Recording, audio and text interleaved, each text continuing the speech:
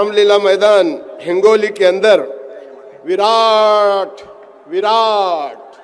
पूरे विदर्भ से आए हुए तमाम लोगों को मैं आदाब करता हूं, सलाम करता हूं। जय ओबीसी। आज के इस व्यासपीठ पर बैठे हुए तमाम जिम्मेदारान, डॉक्टर BD चौहान साहब, नाइक साहब, उड़कुते साहब, लोग भूल गए हैं वसंतराव नाइक जी को।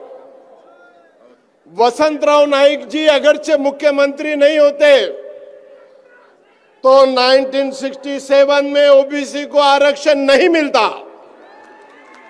क्या वजह है?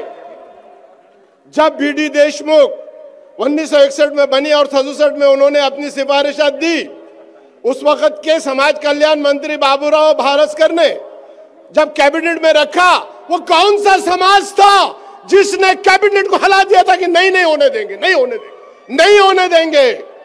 मगर वसंतराव नाइक ऐसे इंसान थे, इतने मजबूत आदमी थे, उन्होंने निर्णय लिया और 1967 में ओबीसी को पहला रिजर्वेशन मिला। वो सिर्फ 10% था, 10, बहुत ज्यादा नहीं था, 10%। एजुकेशन में कुछ नहीं था।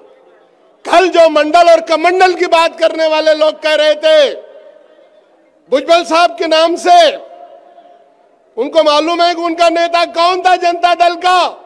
मंडल को इंप्लीमेंट करने में हमारा जनता दल था, उसमें शब्बीर अंसारी तुमसे ज्यादा जेल में जाए क्या है? मंडल कमंडल की बात करते हो। अरे तुम्हारा नेता आंजनी शरद यादव, मुझको, मेरे गुरु एडवोकेट जनार्दन पाटिल को, कपिल पाटिल जो आमदार है, उनको कहा चलो हमको छगन भुजबल जी के पास जाना है, वो महापौर है और वो ओबीसी के बड़े नेता है। कहां तुम सो गए थे जब शरद जी यादव भुजबल साहब के बंगले पे गए थे? तुमको आठवण करना चाहिए। कैसी मंडल और कमंडल की बात करते हो? किधर की बात करते हो? कहां गप्पा मारते हो? भुजबल साहब को तो मुख्यमंत्री की ऑफर थी, ठुकरा कर तो इधर आए और मंडल की लड़ाई लड़ी।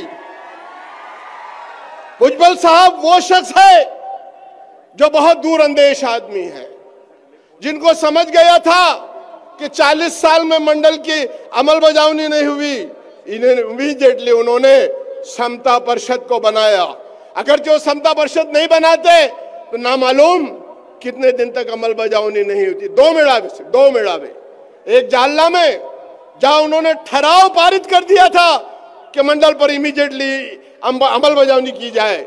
दूसरा मेड़ावा पूना में, जहां राष्ट्रपति थे, जहां गवर्नर थे, जहां सारे मंत्री थे। वो कौन था मंडल आयोग की अमल बजावनी कराने की बात करने वाला? क्या तुम भूल गए हो? वो भुजबल साहब थे और उन्हीं की वजह से शरद पवार जी ने जो उनको ऊपर प्रेशर डाला और उन्होंने 93 के अंदर कहा कि साहब नहीं, इसमें अमल बजावनी करना चाहिए। शरद पवार जी को इल्जाम लगाया जाता है कि उन्होंने चुपके से जाति की आवाज डाल दिया। ऐसा नहीं है, मैं साक्षी हूं, मैं गवाह हूं कि वहां पर 2 मिनट से बोलो, मैं साक्षी हूं।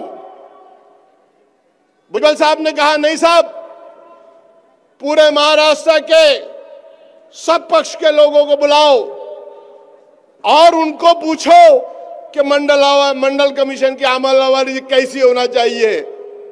मंत्रालय के छठे माले पर खचाखच अन्ना साहब टांगे थे, गोपीनाथ मुंडे थे, पुंडकर साहब थे, सब थे।